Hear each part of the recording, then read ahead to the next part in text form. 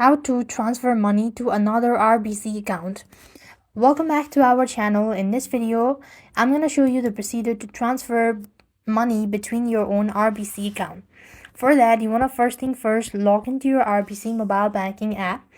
Once logged into your account, you then want to make sure that you have enough funds and simply select move money from this section. As you select move money, you then need to go to transfer between my account and follow the prompt for a frequency and details. So that means you just want to go ahead and enter in the details manually if you have not entered it. And you also want to go ahead and type in the exact amount, and you could also add in the information, detail, note, whatever that you want to. And simply follow the prompt in order to confirm your transactions or transfer. And that's how you're going to transfer money to another RBC account. So this is how things work. I hope the video was helpful. Make sure to like, share, and subscribe. Thank you for watching. See you in our next video.